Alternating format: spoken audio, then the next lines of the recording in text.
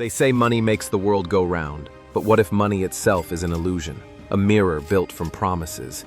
Every nation on earth borrows, every citizen, in one form or another, pays, and yet the world keeps growing richer. If every country owes someone, who stands at the top of the pyramid collecting it all? That question isn't just philosophical, it's existential, because when we talk about global debt, we're not describing a number, we're describing a system of belief. Money is no longer gold or paper, it's faith digitized, and debt is the architecture that holds that faith together.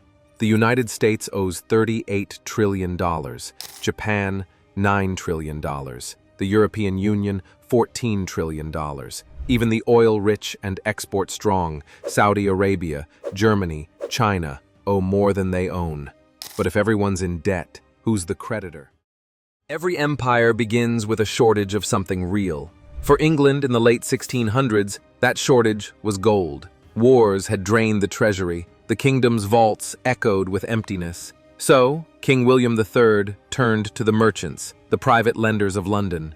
In exchange for a steady stream of interest, guaranteed by future taxes, they financed the crown's wars. To manage this new arrangement, they created a machine that would outlive every king and parliament to come, the Bank of England. It was revolutionary. For the first time in history, a nation could spend money it didn't yet have. Gold was no longer the limit, trust was.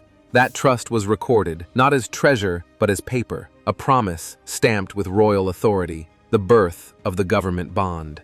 The bond was a quiet invention, a piece of debt turned into an asset. And from that single document, the modern financial system was born. France copied it, the Netherlands refined it, and when the American colonies declared independence, they borrowed the same idea, literally. The Continental Congress issued bonds to fund the revolution, promising interest to anyone who believed in the newborn nation. Faith, not gold, won the war. From that moment on, debt was no longer a burden, it was a superpower. The ability to borrow became the ability to rule. Empires once conquered territory to extract gold, now they issued bonds to extract interest. The battlefield became the balance sheet, and the measure of strength was no longer how much a nation possessed, but how much confidence it could inspire in others to lend. That's the irony of modern civilization. Every great power is powered by promises, and every empire begins its decline the moment belief starts to fade. By the 21st century, every major nation was in debt, not by accident, but by design. The system that began in London had become planetary. The numbers are staggering. Over $315 trillion in total global debt, nearly 3 times the world's annual GDP. But here's the paradox. If every nation owes, who's owed? The answer reveals something unsettling. The world doesn't owe a them, it owes a we, because modern debt is circular. The money governments borrow often comes from their own citizens, banks, and pension funds. The creditor and debtor are now one and the same. In the United States, roughly 2/3 of public debt is held domestically. American banks, insurance companies, mutual funds, and the Federal Reserve itself hold trillions in U.S. Treasury bonds. The remaining third belongs to foreign governments, Japan, China, and others, not as acts of charity, but strategy. When Japan buys U.S. treasuries, it isn't funding generosity, it's securing the yen. When China does, it isn't tribute, it's leverage. So, when people say America is in debt to China, that's technically true, but misleading. China holds less than 2% of America's total debt. The vast majority is owed to America itself, and it's the same elsewhere. Japan's government debt? Over 250% of GDP, but nearly all of it is owned by Japanese banks and citizens. The country owes itself, and that's what keeps it stable. This is the global mirror, a network of promises so intertwined that no one can tell where the lender ends and the borrower begins. Europe lends to the U.S. through investment funds. The U.S. lends to emerging nations through the IMF. Those nations lend back by storing reserves in Western bonds. A loop of trust and tension, the entire world borrowing from its own reflection. It's a closed circuit of confidence, and like electricity, when confidence flows, the system lights up. But when belief flickers, even for a moment, entire economies can go dark. We saw that in 2008, when faith in mortgages collapsed and the illusion cracked. Suddenly, debt that once looked safe turned toxic. and the world remembered what all debt truly is: a promise. Debt isn't evil. It's not even unnatural. It's just the future, pulled forward into the present, a transaction with tomorrow. But there's a hidden cost. Every borrowed tomorrow must eventually be repaid with time, labor, or loss. And that burden doesn't fall equally, because in this mirror world, not everyone sees the same reflection. The wealthy hold assets, the bonds, the funds, the claims. The rest hold liabilities, the taxes, the inflation, the hours. And that's the quiet truth of global finance. When nations owe themselves, they're really redistributing risk within their own people. The illusion of safety hides the reality of imbalance. Debt may belong to everyone, but its weight is not shared equally. And yet, the world keeps lending to itself, not because it must, but because it can't stop. Debt has become both the disease and the cure, the symptom and the medicine, the mirror and the mask. It's tension every economy runs on: motion, the constant exchange of credit, labor, and faith. When that motion slows, the illusion weakens. When it stops, the system remembers what it truly is: a collection of unpaid promises. Debt isn't the opposite of money. Debt is money. Every dollar in existence represents a liability somewhere else. Every loan creates a deposit. Every promise creates another person's wealth. It's a closed circuit, spinning endlessly, like a turbine powered by belief. When banks issue loans, they don't hand out pre-existing cash. They create new money from thin air, backed not by gold, but by confidence. Your mortgage, your car loan, your student debt, each adds fuel to the global engine. That's why the system doesn't just tolerate debt, it depends on it. Without borrowing, there's no money. Without money, there's no trade. Without trade, there's no growth. The illusion works as long as motion continues. But when confidence falters, motion slows, and the turbine shakes. 2008 wasn't just a housing crash. It was a sudden loss of faith in motion itself. Banks stopped lending, credit froze, and the world realized that money, without movement, is just numbers on a screen. Governments rushed to restart the engine by printing trillions, lowering rates, and buying their own debt. The illusion survived, but at a cost. What was once an emergency tool became standard policy. Printing became a habit. Debt became oxygen. Central banks, once guardians of scarcity, became manufacturers of abundance. They called it quantitative easing, a polite phrase for making debt cheaper so the illusion can keep running. Analytical, steady. It worked, at least on paper. Markets recovered, assets soared, wealth returned, for those who already had it. But beneath the surface, something changed. The rich grew richer, not because they worked more, but because they owned the machinery of credit. The poor didn't just owe more. They became the fuel that kept the turbine spinning. The result? A world where wealth is measured not by ownership, but by access, to credit, to capital, to motion. The new divide isn't between nations. It's between those who create money and those who must borrow it. Between those who live from debt and those who live in debt. That's why global debt keeps growing. The machine demands motion, and the only way to move faster is to borrow more. But what happens when the cost of motion exceeds the value it creates? When the turbine starts consuming more faith than it returns in growth? Then the illusion begins to hum louder, and the world pretends not to hear it. Because to stop would mean facing what money really is, a promise we've borrowed too many times to break.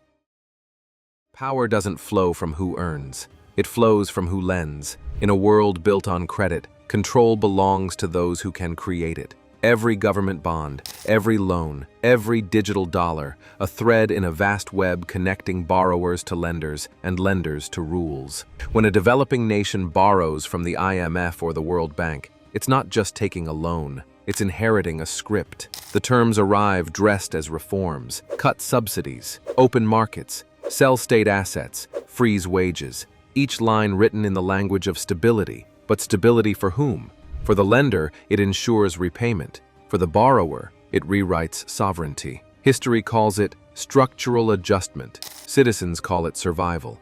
Factories close, hospitals empty, currencies crumble, and the price of debt becomes paid in human time, years of labor traded for numbers on a foreign balance sheet. The same pattern scales up. Corporations borrow to expand, governments borrow to compete, individuals borrow to exist, and each layer depends on the next one never defaulting. That's the hidden truth of globalization.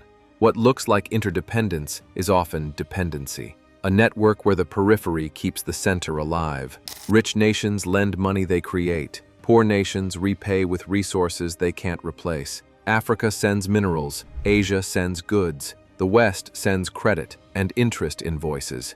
Every barrel, every ton, every shipment pays for a promise made elsewhere. It's not a conspiracy. It's arithmetic. If wealth can only exist when debt expands, then someone must always stay indebted. The system needs a bottom layer to support its belief in infinite growth. And that bottom layer, the invisible base, isn't just nations, it's people. The single mother paying 24% interest on her credit card.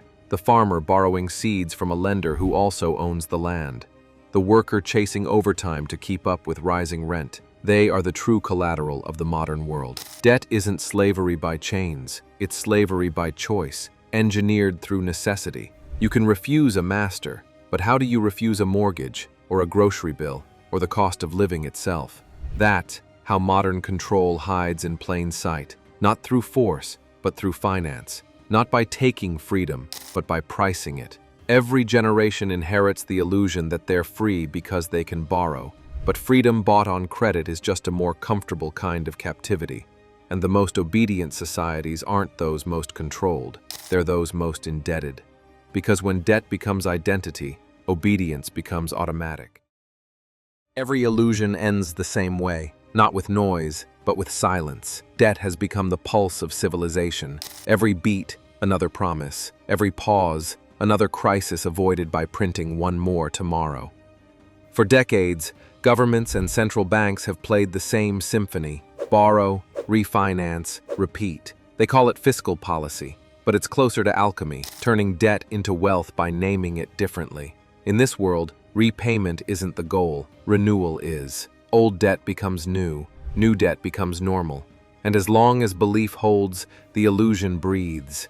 If that sounds fragile, it is, but it's also genius, because what we call the global economy isn't an organism, it's a belief system. Faith disguised as finance. We believe dollars mean value. We believe bonds mean safety. We believe that as long as the music plays, the lights will stay on. And so, we dance.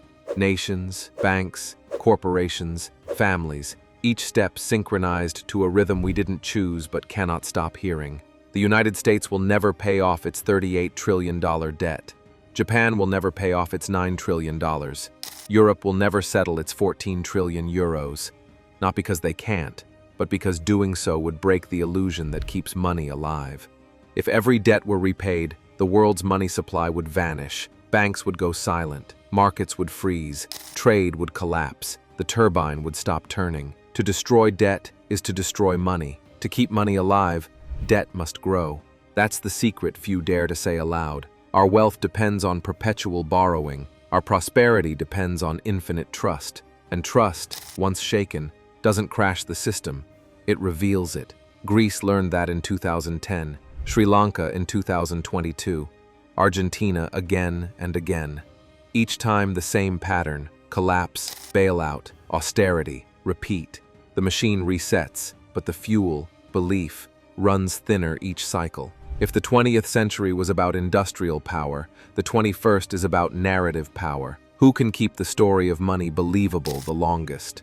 Central banks are no longer just lenders. They are storytellers. They write reality with interest rates and erase fear with liquidity. But every story needs an audience, and ours, the citizens, the workers, the families, we're the believers who keep the system sacred.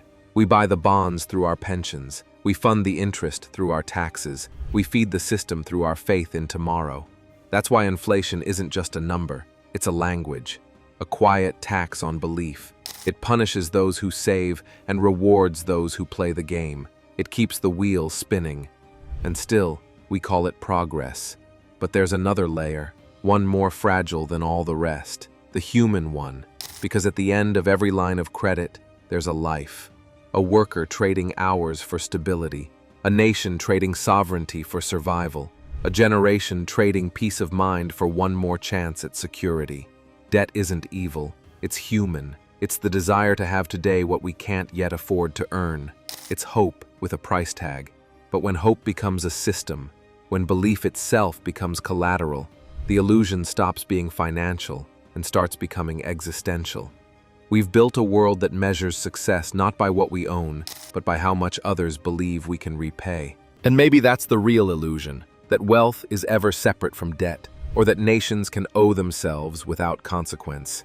The truth is simpler. The world doesn't owe anyone. It owes everyone. It's a closed loop of trust, spinning faster each year, hoping no one steps away from the table. Because the day someone does, the mirror cracks, and the world remembers what money really is, a promise that can't be kept forever. If every nation owes itself, then maybe what we really owe is clarity. So the next time you hear that the world is drowning in debt, ask the only question that truly matters. Who do we owe? Or have we all just been paying ourselves?